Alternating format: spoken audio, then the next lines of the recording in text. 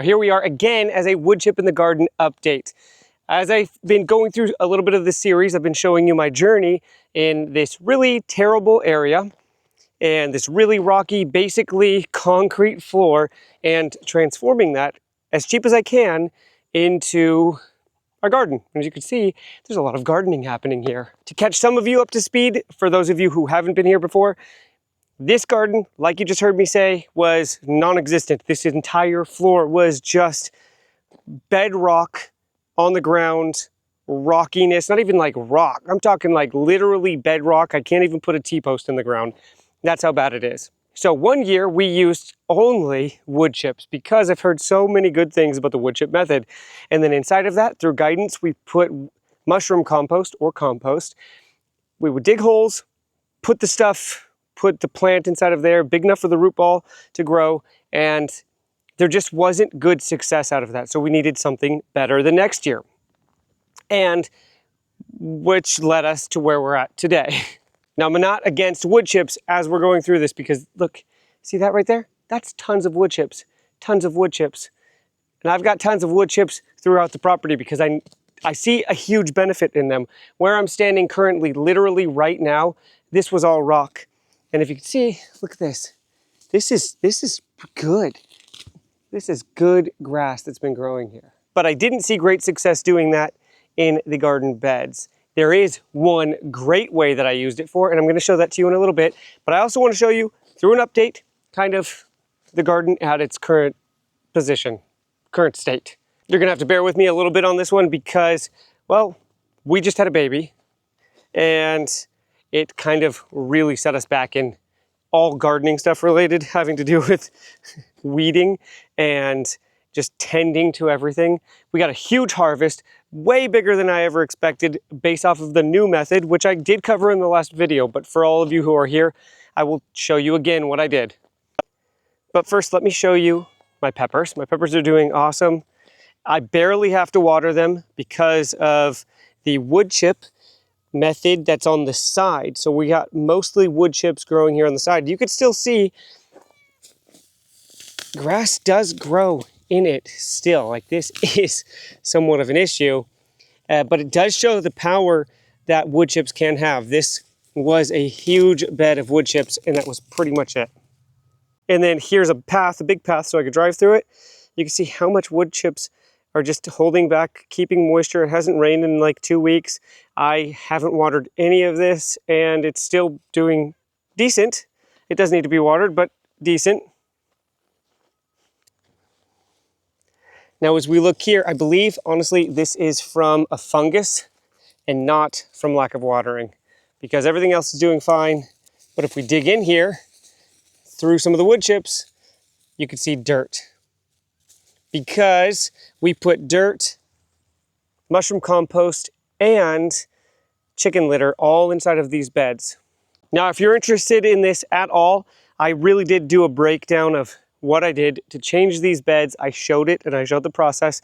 So you should really check that out. I'll make sure that I link it at the end of the video, and I'll probably even link it up here so that you have a chance to really go look at that. But I needed a change because the way that I was trying to do it before just wasn't working. And all the success that everybody talks about from wood chip methods, I could see, like I showed you with some of that grass on the ground, how it could work, but it just wasn't working well enough for us. I didn't want to wait 3, 4, 5 years for me to finally be able to get a good ground to be able to grow in. So we kind of are mixing methods together, and that is with the wood chips, piling, building up the soil like where I'm standing so that I have just ground, not just rock on the ground, like right here. So all this was just solid rock, basically. I might even be able to show you behind the garden. So this right here is right behind the garden, and it's just limestone shell rock. And if I was to try to put a T-post or anything right there, good luck. It's really, really hard. And you can see that good rock right where the camera is sitting, where my hand is, right here. That's the whole thing. And that was everywhere in this entire garden area. This whole thing was exactly the same. There was nothing here. So over here is all shelly. What I mean by shelly, I mean like just limestone shell slats, just limestone rocks that just kind of like pull apart. While over here is everything that I have built up with wood chips. So to level out and help with water retention, because water would come in really fast from the hill on this other side. It would come in super fast and it would just wash out everything on the other side, or it would puddle and get muddy. And so that wood chips in this case really help. And over here is where I put in a bunch of blueberries. Sorry, these are blackberries. Put in a bunch of blackberries, and you could see because I dumped on both sides of the fence, on the outside and inside, that is dirt mixed in with mushroom compost and a few other things that I talked about earlier. But I backfilled it like this because we're on a hill and it's retaining everything. So like I was saying, I'm doing a mixture of the two methods within the garden, but not necessarily within the growing. When it came to growing medium, in the stuff that I was growing my food in, just wood chips wasn't enough. It seems to be okay for grass, like I said, but just not good for the stuff growing in the ground, except for one thing. And that one thing is the low nitrogen needing sweet potatoes. The sweet potatoes have taken off and there's nothing inside of here. It is just wood chips. If we dig in here, it is literally just wood chips.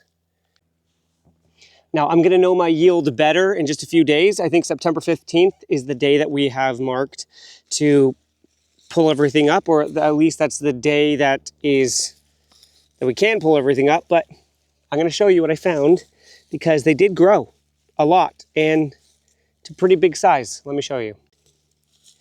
So if I pull back just a little bit, you can see that the sweet potatoes are pretty decent size. This one's a little bit smaller. I found some pretty big ones not too long ago. If I'm just looking around and seeing how everything's doing. So when it comes to growing in the ground as just wood chips, literally just wood chips, the sweet potatoes seem to do pretty well, especially because they grow in a low nitrogen environment. And wood chips, as we have talked about, can steal nitrogen from your plants. So if you're not supplementing with nitrogen, I mean, you get a really big nitrogen loss, but that stores for a while and then it will release nitrogen over time. But that's not what we want. That's why it's a 3-year thing. 3 to 4 years before it becomes good enough, because it has stored some of the nitrogen inside of its roots, as it's not roots, but inside of its straws, because these are like little straws. It has stored them, and then once they're broken down enough, they kind of release the nitrogen, but they also become a good growing source that bugs, fungus, microorganisms have all broken down. But again, takes too long. And now, again, I'm showing you this at the saddest time because we've already harvested a lot, because we're doing it between baby stuff, and just hopefully you can understand what that's like. And then also it got taken over by a lot of weeds. But we harvested more watermelon than we were even able to consume. There's still some in the house, there's still some growing, but this is just a good testament to where we were at before, where we couldn't grow last year, because last year I tried to grow watermelon and I got maybe one the size of this right here. I got a watermelon about this size, and that sucked. Bunch of excitement, bunch of like, yay, at least I'm getting something.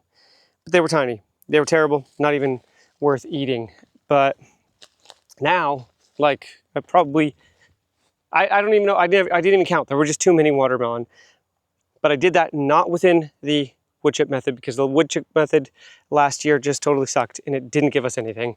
This year, like I said, it's given us way more. And that was all based off of adding something like soil, or even in this case was just dirt, mushroom compost, and that chicken litter. That was all I added. That was good enough. But the wood chips, what they did help so much was, especially because this year we've had, here in Tennessee, we've had, within the past 50 years, the most amount of rain, period. With all of that rain, there's always tons of erosion, especially on the hill. Wood chips not only helped fight that erosion because they're larger particles, if you want to call them that, on the sides. So both sides of my beds are just wood chips with a bunch of stuff in the middle. Not only did that save on cost from building these beds, so there's raised beds. They're basically raised beds with wood chips on the side. So it didn't only just save on money because I didn't have to build the beds. Those beds get really expensive with wood or buying the material, but they also helped as an erosion control, and it naturally breaks down. So I can add on the sides later, and it's not going to break down like these beds. I expect these wooden beds right here. Let's go see them.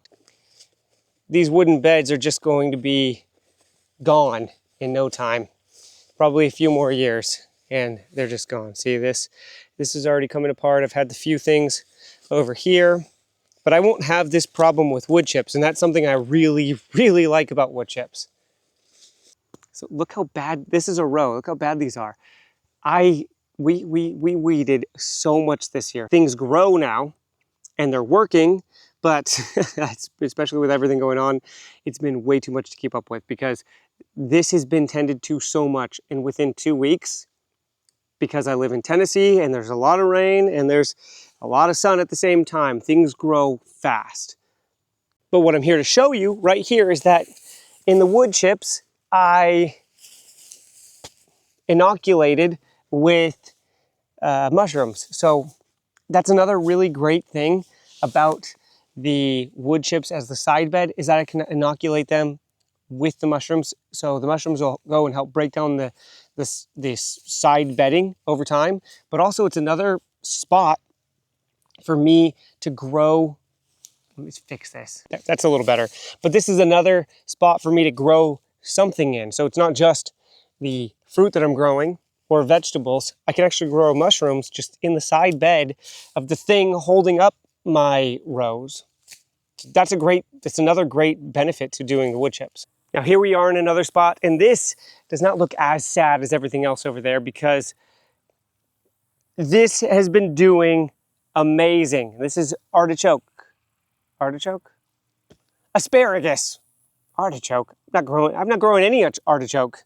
The asparagus, again, I'm having so much trouble with weeds because it's been so rainy and just so fertile that I've had to take from the more wood chip piles that I have, just lay out the side beds, just hoping to hold things back, but things still come in. But I tried to do this last year in the same exact spot with just wood chips and mushroom compost and just compost. It didn't work. It took that extra step of bringing in soil, bringing in dirt. It sounds intuitive that you have to grow in dirt, obviously, but with everybody out there saying that wood chips are the best way to go, I'm here to tell you, as somebody who tried it and tried it a lot and really tried, it just didn't work. And I just wanted to show you all of the better growing that I've been having. Like, this is huge. And this is the first year for this asparagus, and everything's taking really well. Well, that's it. I just wanted to give you a little update because some of you have been asking about this wood chip garden method and how it's been working for me. Well, here it is. Now again, I think I've said it a few times, I'll say it again.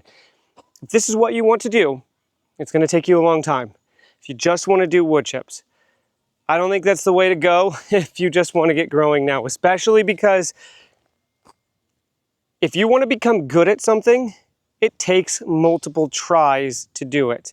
And if you want to learn how to play baseball and hit a ball well, you can do it 50 to 100 times in one day to just get better and better and better and hone in your skill. But if you are 30 years old and you're going to grow until you're 60, I'm talking about growing food, that's only 30 chances. It's not like swinging a baseball bat.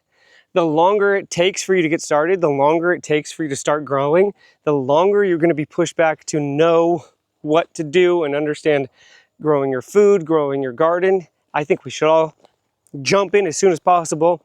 But if you just want to get started right away, wood chips are not your thing. Well, that's it for now. I'm going to actually spend some time cleaning this garden up and weeding because, man, it really needs to be weeded. But I'm gonna do this. Then I will get back to you on our next step here. But I want to keep you informed in how everything's going. And I'm not going to, I don't think I'm going to yet, fill in this row that has all the sweet potatoes with any dirt. We're just gonna keep that row as a wood chip only row and see how it transforms over time, because I think that's the best. As we are going and growing in these other rows that have been mended with soil and other things, we will keep this one row free of all that contaminants and just do wood chips. And we'll see over time how well this bed actually does. So that's it. See you guys next time.